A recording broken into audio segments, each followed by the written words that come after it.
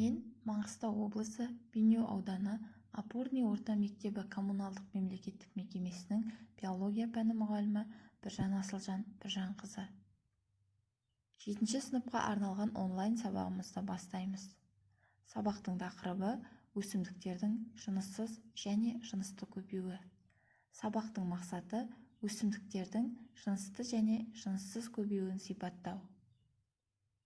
Көбею дегеніміз тіршіліктің үздіксіздігін қамтамасыз ететін тірі ағзаға тән қасиет. Көбею арқылы тірі ағза өзінен кейін ұрпағын жалғастыра алады. Ағзалардың көбею типтері жынысты және жыныссыз болып екіге бөлінеді. Жынысты көбею кезінде жыныс жасушалары гаметалардың қатысуымен болады. Жынысты көбею аталық және аналық белгілердің қатысуымен жүзеге асады. Мысалы, адамда 46 хромосома бар. Оның 23 хромосома әкесінен, 23 хромосома анасынан беріліп отырады. Ұрпағында ата-анасының белгілері осыған байланысты тең кездеседі. Ал жыныссыз көбею кезінде жыныс жасушасы гаметалар қатыспайды. Жыныссыз көбеюге тек қана аналық дараның өзі қатысады. Сондықтан ұрпағының барлық белгісі сол аналық ағзаның дәлме-дәл көшірмесі болып табылады. Жыныссыз және жынысты көбеюдің биологиялық маңызына келсек, жыныссыз және жынысты көбею кезінде де әрбір ағза ұрпақ қалдыруға қабілетті болады. Бірақ жыныссыз көбеюдегі кемшілік өзгергіштік төмен болады.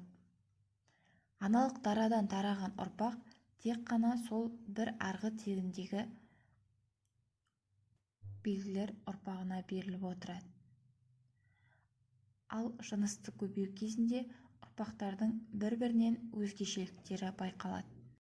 Жынысты үдерістің артықшылығы ұрпағында арғы тегінде болған әртүрлі ең жақсы тұқым қуалайтын белгілердің сақталуы және осы ұрпағы бір-бірінен өзгеше қабілетке ие болады. Сонымен қоса, жыныссыз көбею бөліну арқылы, үзбелену арқылы, бүршіктену арқылы, спора арқылы және өсімді мүшелер арқылы бөліне алады. Оған тек бір ғана дара қатысады, яғни бөліну арқылы көбею, бір ағзаның екіге бөліну арқылы көбеюі.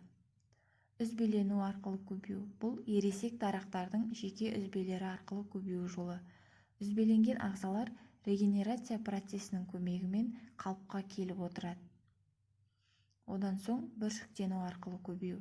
Бүршіктену арқылы кіші ядросы бар төмпешік бүршік өсіп шығады да біртіндеп ұлғайып, аналық дарақтың көлеміне жеткен кезде үзіліп түсіп, өзінің тіршілігін ары қарай жалғастырады. Спора арқылы көбею. Спора арқылы көбейген кезде жасуша бірнешеге бөлінеді.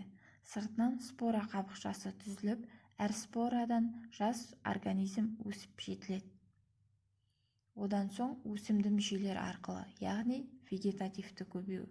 Вегетативті көбеюдің бірнеше жолы бар. Олар мұртша арқылы, түйнек арқылы, қалемше арқылы және тағы басқа жолдар арқылы көбею. Бүгінгі сабағымыз түсінікті болса, тапсырмаларға кезек берсек.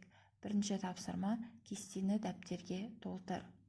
Жынысты көбею, жыныссыз көбею және олардың ұқсастығы туралы кестені дәптерге толтырамыз. Екінші тапсырма: берілген сөздерді сәйкес келетін қатарға орналастыр. Бұл жерде бірнеше сөздер берілген, жынысты және жыныссыз көбею берілген. Бұл сөздер қай қатарға тән, сол қатардың астына орналастырамыз.